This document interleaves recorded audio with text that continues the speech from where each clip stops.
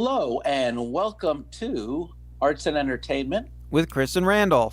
I'm Chris, I'm Randall. and welcome to our show. This is going to be a new thing we're going to do every so often, where instead of doing a full episode, we're just going to do a brief little nugget, each from our own point of view.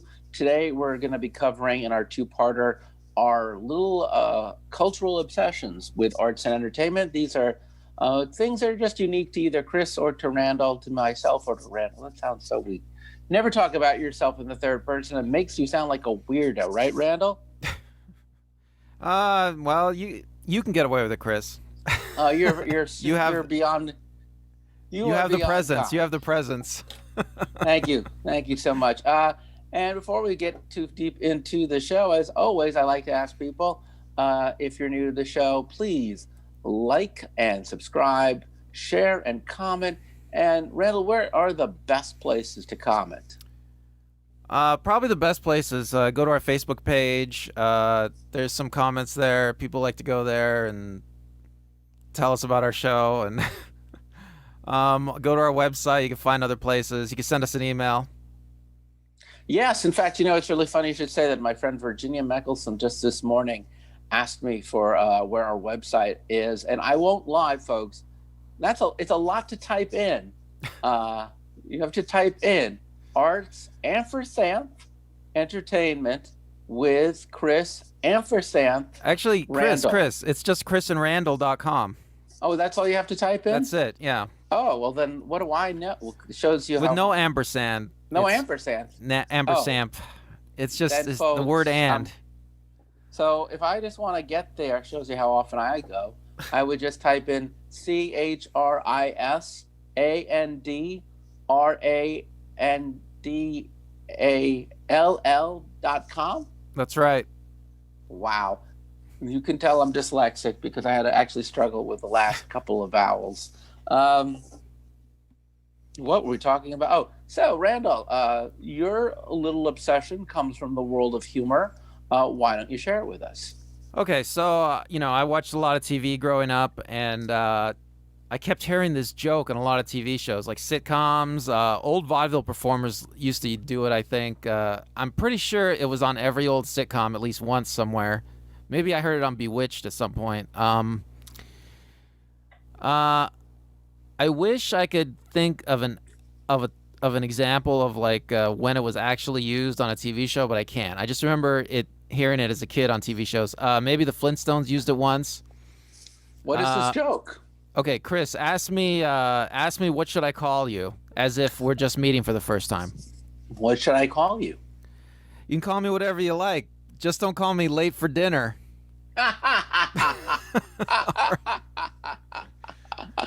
That is an interesting joke. Well, I guess I wanted to do a show on this joke because it doesn't make any sense to me, and I guess I wanted to look into it and see what is the deal with this joke, because it doesn't make any sense. Chris, have you heard this joke before? Now you were telling me you haven't.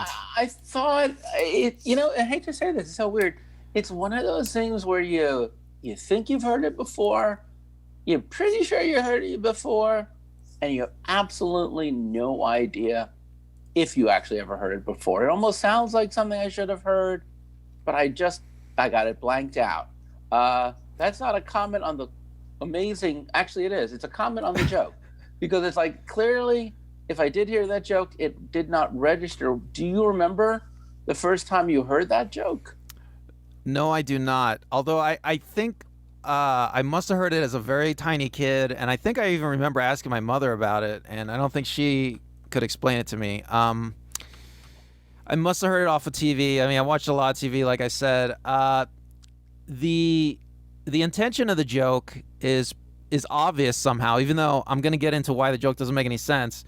But the intention of the intended meaning of the joke is pretty obvious. It means the speaker or the respondent who says, "Don't call me late for dinner," is saying that they intend to say that they don't care what you call them. They don't care.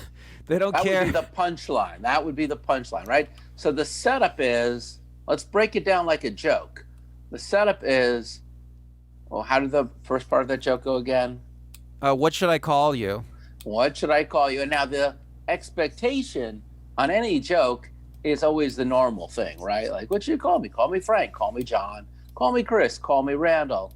So the surprise is the punchline, and the punchline is, say that again. It says, "Call me anything, but don't call me late for dinner."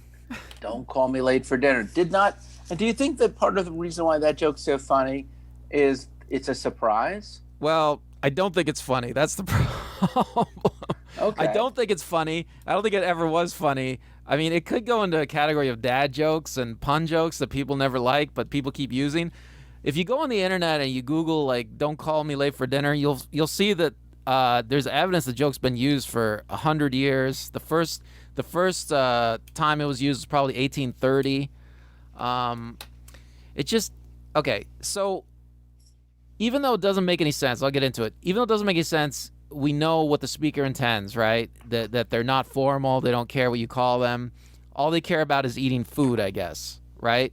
Um, um, but doesn't make any sense. You know, when I was a kid, when I first heard it, I think I thought that the joke had something to do with telephones. But see, the joke predates telephones. Okay, so Well, to call someone for dinner, it was back in the day when people actually would, have dinner bells, and dining was a formal occasion. So, I mean, yes, it's true if you live in it. It's more of an aristocratic event. Imagine living in a mansion so big that you are far from the dining room, and therefore, to be called for dinner is part of the affair. you know what, Chris?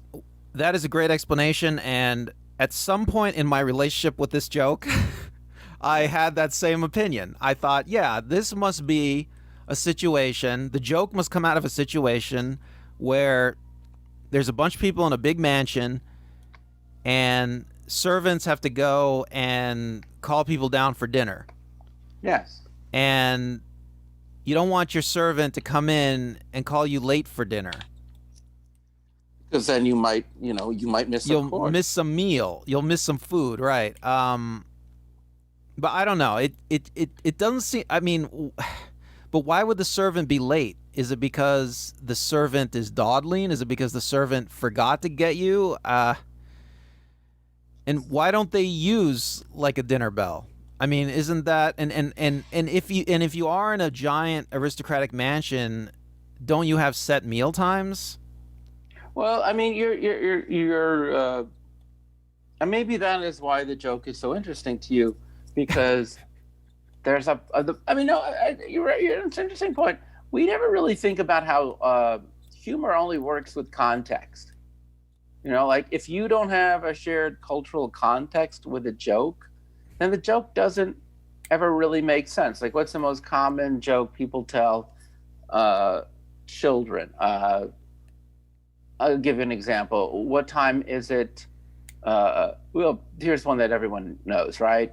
Why did the boy throw his clock out the window? Why? He wanted to see time fly. So, I mean, that joke works as long as everyone knows the punchline. Time flies. It's a metaphor. It's not real.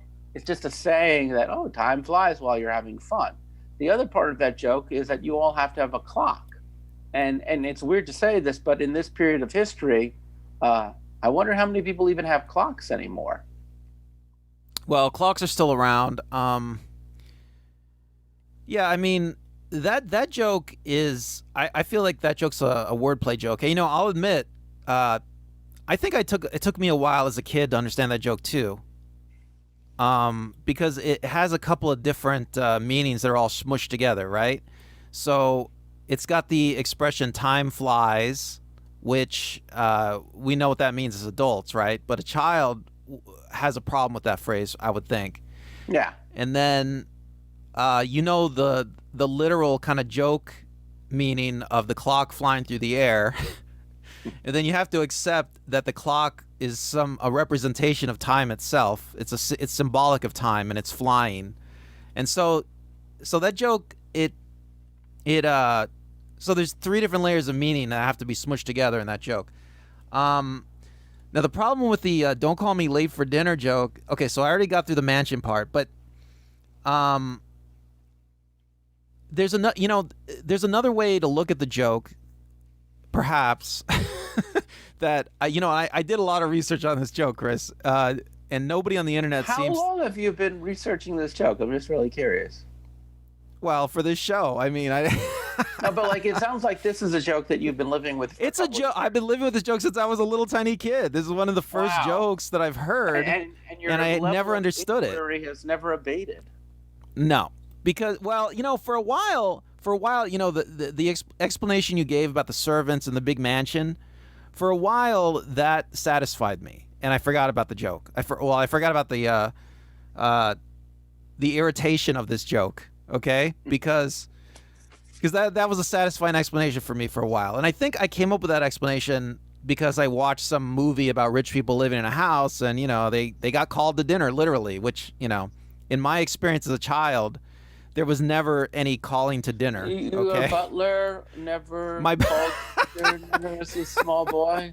I never had any servants growing up, Chris. Cook No, was not calling you into the no, main dining hall because you didn't want to miss the buffet, the fish dish. no, Did you come no. in late and only had the entree? All right, well, I'll tell you about my Did you wear childhood. your evening jacket? You know? No, was that your No? experience, Chris? Oh, of course. That's Okay. most people's. It's most civilized people's experience. I'm from New York, so of course we'd have dinner at 8. We'd have the cocktail hour first around 4 to 6, and Well, see, you had set times. well, it's at times, but even by certainly by sunset or at least 6 o'clock, one was expected to be in their evening attire. All right. Well, I don't know if you're joking or not, but What's um, sad is I'm not entirely joking. So Chris grew up in Manhattan. If the audience doesn't know, half this Swank. joke is not even a joke, which I guess makes for a whole other kind of joke. But let's get back to you, Randall, and Well, why I'll tell you're you so. my dinner time experience as a kid was my Yes. mother just threw me a plate of food while I was sitting on the couch. That was pretty much Uh, my experience of dinner, and were and I you was watching ever TV. called late to dinner by your mom while she was slinging No, said food across the no, couch? no, because as soon as the food was ready, she just handed it to me, and I ate it. That was it. And we rarely ate at a dinner table. I mean, I cook. I like to cook, and I do call my girlfriend to the table to eat. But I don't know why I'd call her late. Why would I? See, here's another problem with the joke. Why would I sit down at the table and start eating and then think, oh, I should call my girlfriend to dinner? So now I've called her late to dinner, but why would I do that, Chris? I don't understand why I would do that. I mean, is it because there's some degree of maliciousness on the person serving dinner? They're trying to get more of their share of food. Is that part of the joke? I mean, possibly. Well, I mean, I guess the humor, and this is a great thing about telling a joke, right? Is that in the list of priorities, the person is saying, I don't really care if you get my name right. What I care about is that I eat. Right. Okay. And if you're delivering the joke, right? If we were writing this as a sketch or a film, one person could give the flippant answer, like, well, just don't call me late for dinner. But another person said, you can call me what you like, just don't call me late for dinner. And as long as that person delivering that joke stresses how important not being called late for dinner is to them, the joke becomes even funnier. Because I guess in a weird way, and I think this is kind of the appeal of that joke, is it does tell you there's a difference between the formalities, the things that we absolutely would like and the things we absolutely require. And that joke really shows the difference between preference and requirement. I prefer that you call me Chris. I require that you give me food. And strangely enough, there's that old big believing in truth in comedy, right? That the funniest jokes have some grounding in reality. And even an abstract joke like that, it's almost a challenge to find the reality in it, the truth, the hidden layer of truth. And the hidden layer of truth is, cosmetics aside, I can separate what I really need from what would just be okay. Right. That's one of the more interesting things about the joke. The intended meaning of the joke completely comes across, and I think that's possibly why people have continued to use it for 100 years.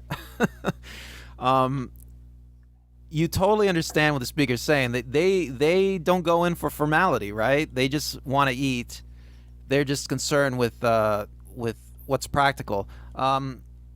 So let me get into the last way of looking at this joke that I don't think a lot of people look at it this way, but this is another way to interpret it, is that the speaker, the respondent, is saying, they're not really saying, don't call me late to dinner. They're saying, you'll never call me late to dinner, because they are always there to eat. And, this makes the joke make a lot more sense to me, right? Because you're saying, you can call me whatever you want, but you'll never call me late for dinner. You understand what I'm saying, right, Chris? Oh, yeah, that's true.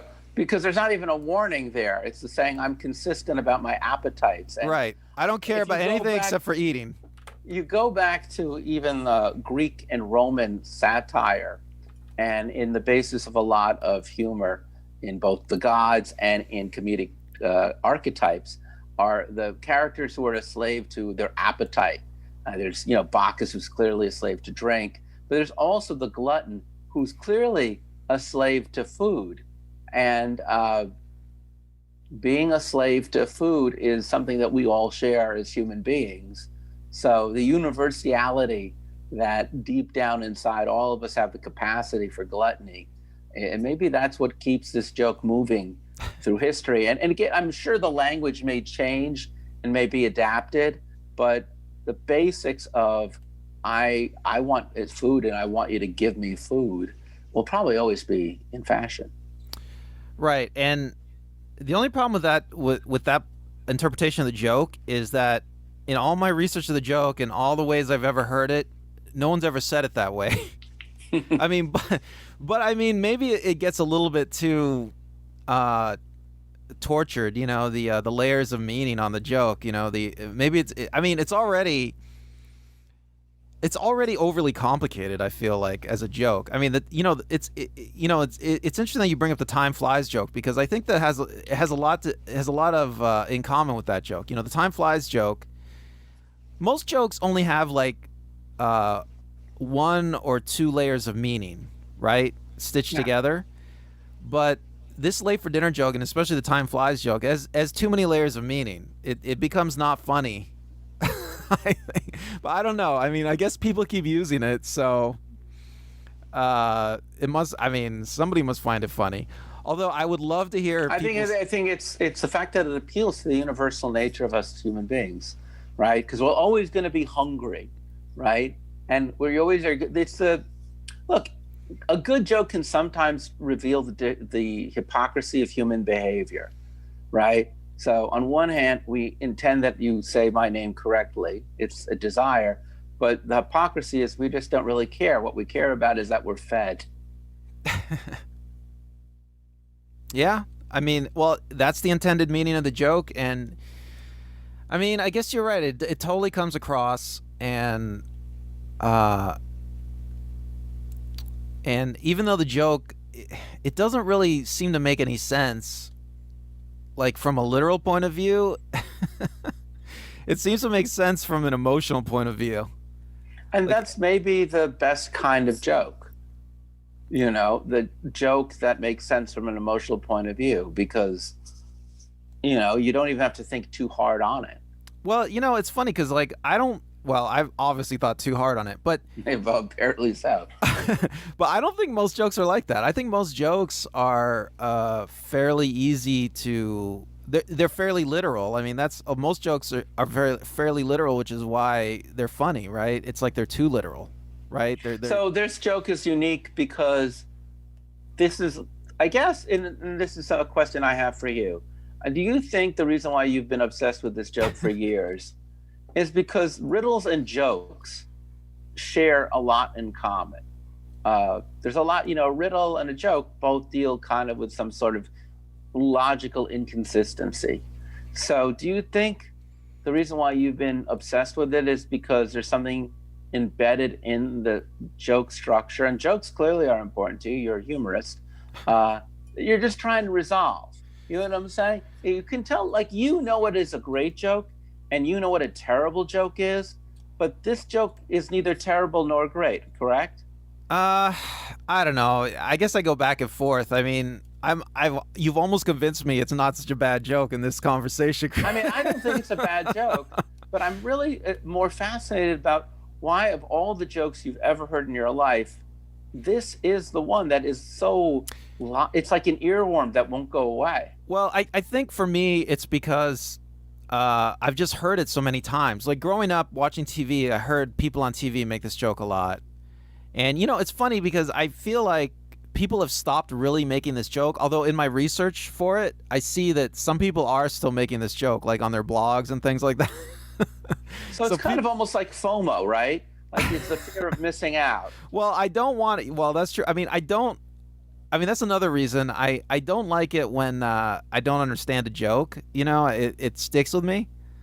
Um, and, if I guess I feel like, yeah, I'm missing out on the fun of the joke. I mean, I don't.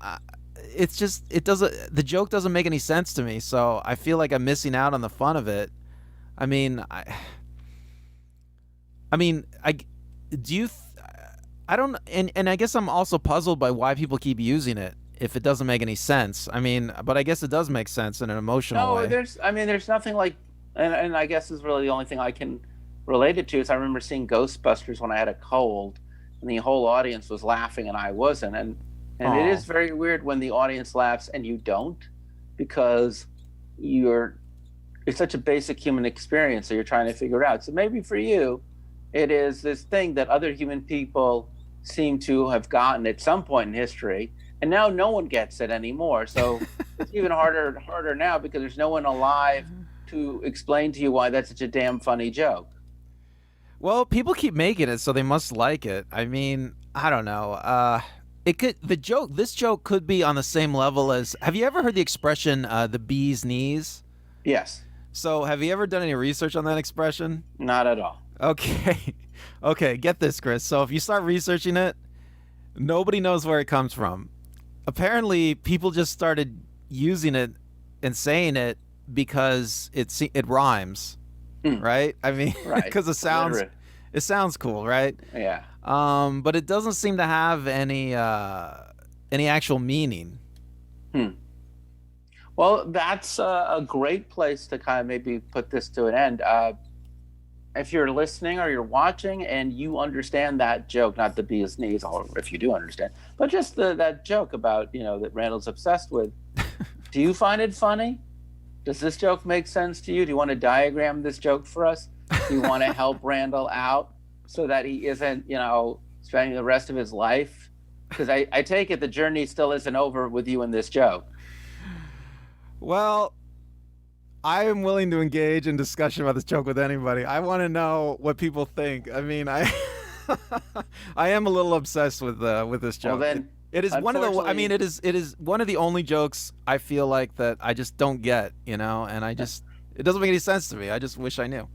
here is where we leave you, Randall Mills, and hopefully somebody will come by and decipher the mystery, so you will not spend the rest of your waking years pondering over this particular just simple joke.